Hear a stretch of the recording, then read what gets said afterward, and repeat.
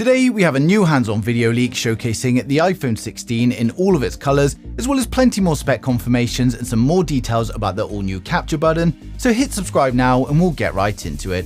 So first up, we've got more detail on the iPhone Air that's said to be coming to change up the iPhone lineup, and according to Jeff Poo, the new iPhone Air is expected to boost sales, but it won't be coming until next year. Now he says the first iteration is going to be the iPhone 17 Air, and it's going to be much thinner than the iPhone 17, but also worse in specification, so it's no doubt going to be a cheaper option for the iPhone, and the main selling point is going to be its design. So I'll update you guys as soon as we hear anything more on this, but it seems strange to me given that we're also expecting an iPhone SE 4 next year as well. Something you don't have to wait for, however, is today's video sponsor Magtame, the cable I didn't know I needed. Magtame offer a wide range of magnetic cables, and they're not only great for space saving and organization, but they keep all your cables neat at all times. They're high quality, fireproof braided cables, they're made of copper wire for a more stable current, the full cable length is also magnetic, so it makes it very easy to put away, and of course you can stick it to anything metal. Now they've got a wide range of cables from the 60-watt Nexus to the 240-watt Surge cable, and they've also got this Thunderbolt cable capable of 20 gigabits per second. There's a 60-watt Axis cable, the Duo that offers USB-A and USB-C thanks to an adapter, and we've also got a choice of Lightning or USB-C. So whatever your cable needs are, you can go ahead and grab yourself a Magtame cable today by clicking the link down in the description below. Now back to the iPhone 16, and we've got news on the new capture button and what this button will do. So the whole point seems to be making it more like a real DSLR or mirrorless camera when taking pictures or videos. So you're going to be able to lightly press it to autofocus when you're taking pictures or videos. You can then press harder to actually take the photo or start the video, and you can also swipe left or right on the button to zoom in and out. And it also says that there's going to be gestures to switch mode, so for instance switch from photo to video, but I'm not sure how this is going to be achieved. Now to be fair, given that mobile cameras have come a long way and it's one of the most important aspects of a phone for some people, so I think this is a good move from Apple, but according to Mark Gurman, this button is only going to be available on the iPhone 16 Pro and the iPhone 16 Pro Max, and it's not going to be on the non-Pro models. Now next up, we've got an update from ET News, and they say that Samsung displays and LG displays began production on the iPhone 16 OLED panels in June, and they significantly ramped it up in July, so this means that the iPhone is coming very soon. Now we're also getting a variety of displays this time around thanks to an increase to a 6.3 inch on the Pro and a 6.9 inch on the Pro Max, and given that production is already underway, it makes the previous reports of a release on Friday the 20th of September seem very likely. Now next up, we've got a hands-on video of all the standard iPhone 16 phones showcasing the design as well as all their colors, and the video comes from YouTuber Zolotech, who's got his hands on some dummy models that are based on all of the leaks and rumors we've had so far, and it gives us a good idea of what the phone is going to look like. Now you can see we've got a smaller phone as expected and a new camera design with the lenses stacked vertically. We've also got plenty of different colors, and they appear to have a frosted matte glass rear panel.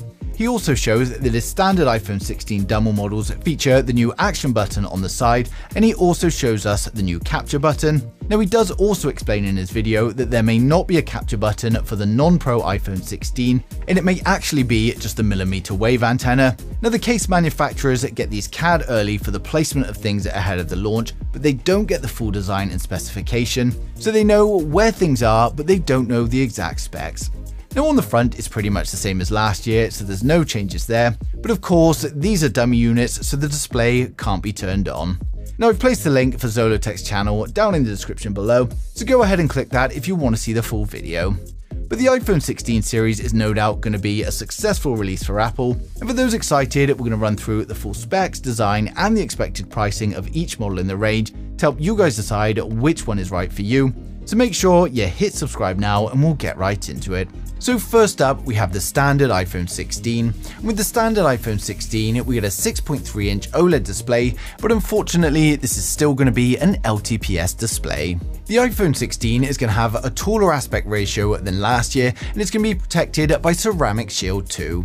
We get the new Dynamic Island, which covers up the 12 megapixel selfie camera and Face ID sensors, and then on the rear we've got a 48 megapixel primary camera and a 12 megapixel ultra wide. It's powered by the A18 chipset, and it's likely coming with 6GB of RAM and up to 512GB of storage.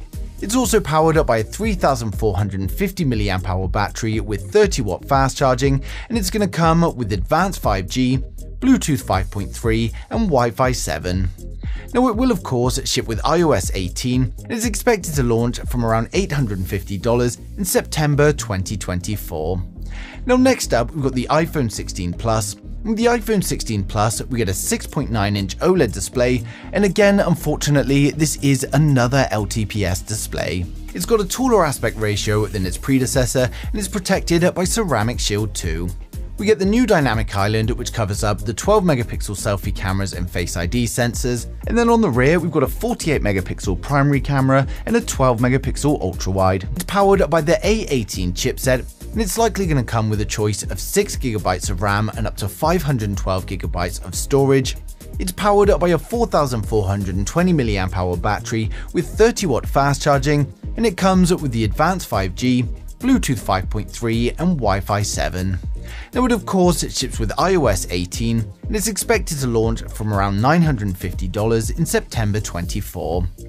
Next up, we've got the iPhone 16 Pro. Now the iPhone 16 Pro has a 6.3-inch 120Hz LTPO OLED display. It's got a taller aspect ratio than its predecessor, and the Pro is protected by Ceramic Shield 3. We get the new Dynamic Island, which covers up the 12-megapixel selfie camera and Face ID sensors. Then on the rear, we get a 48-megapixel primary camera, a 48-megapixel ultra-wide camera, and then we've got a 12-megapixel tetraprism camera with 5x optical zoom. It's powered up by the A18 Pro chipset, and it comes with 8GB of RAM and up to 1TB of storage.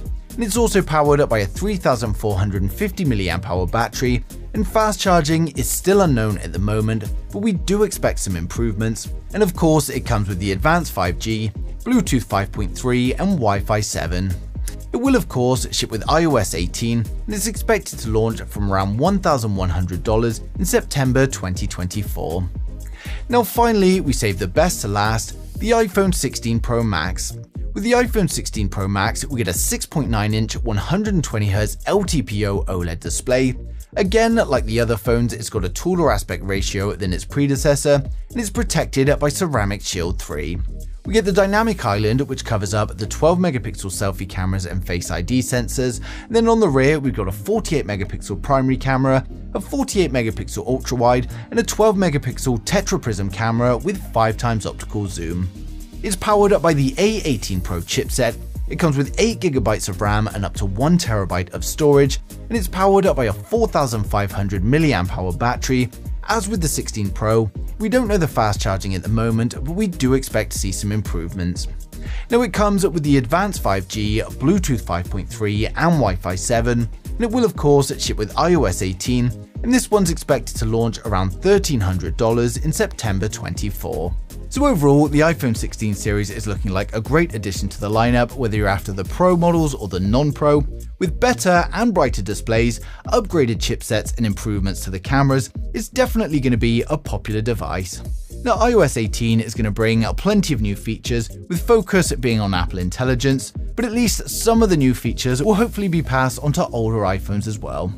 Now given its similarities to the predecessor though, I can't imagine anyone with an iPhone 15 is going to be rushing for an upgrade, but for anyone with an older iPhone or looking to get their first iPhone, then it's going to be a great choice. Now launch isn't until September, but we're no doubt going to get more and more leaks as we approach it, and of course I'm going to be sharing them as soon as they come in, so make sure you subscribe so you don't miss a thing in the future.